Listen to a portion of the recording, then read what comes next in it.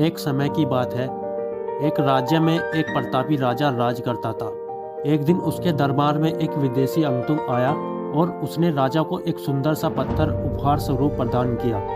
राजा उस पत्थर को देखकर बहुत खुश हुआ, बहुत प्रसन्न हुआ। राजा ने उस पत्थर से भगवान विष्णु की प्रतिमा यानी मूर्ति को बनवाने का निर्णय लिया और उसे राज्य के मंदिर में स्थापित करने का निर्णय लिया और मूर्ति निर्माण का कार्य राज्य के महामंत्री को सौंप दिया गया। महामंत्री गांव के सर्वश्रेष्ठ मूर्तिकार के पास गया और उसे वह पत्थर देते हुए बोला, महाराज, मंदिर में भगवान विष्णु की प्रतिमा स्थापित करना चाहते हैं। 7 दिनों के अंदर इस पत्थर से भगवान विष्णु की प्रतिमा तैयार करके राजमहल पहुंचा देना और इस कार्य के लिए तुम्हें 50 स्वर्ण मुद्राएं दी जाएगी। 50 स्वर्ण मुद्राएं की बात सुनकर मूर्तिकार खुश हो गया और महामंत्री के जाने के बाद मूर्ति का निर्माण कार्य प्रारंभ करने के उद्देश्य से अपने औजार निकाल लाया। अपने औजारों में से उसने एक हथौड़ा लिया और पत्थर तोड़ने के लिए उस पर हथौड़े से वार करने लगा, लेकिन पत्थर जस का तस रहा। मूर्तिकार ने हथौड़े के कई वार पत्थर पर किए, लेकिन पत्थर नहीं टूटा।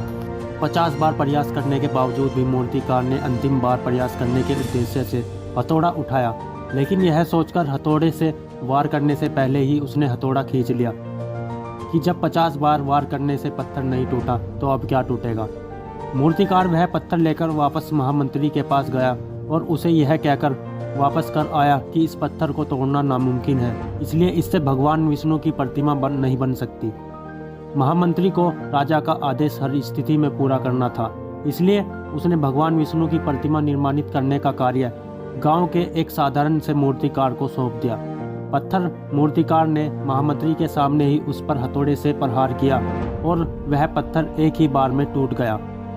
पत्थर टूटने के बाद मूर्तिकार प्रतिमा बनाने में जुट गया। इधर महामंत्री सोचने लगा कि काश पहले मूर्तिकार ने एक अंतिम प्रयास और किया होता तो सफल हो गया होता और 50 स्वर्ण मुद्राएं का हकदार बन गया होता।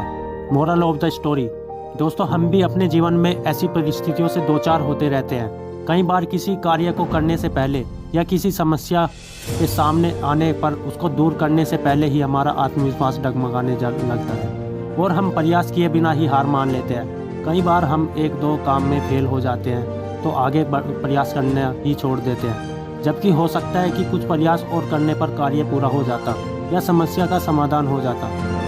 यदि जीवन में सफलता प्राप्त करनी है तो बार बार असफल होने पर भी तब तक प्रयास करना नहीं छोड़ना चाहिए जब तक सफलता नहीं मिल जाती। क्या पता जिस प्रयास को करने से पहले हम हाथ खींच लेते हैं वही हमारा अंतिम प्रयास हो और उसमें हमें कामयाबी मिल जाए। All the best. वीडियो अच्छा लगा हो तो ही चैनल को लाइक, शेयर और सब्सक्राइब कर देना।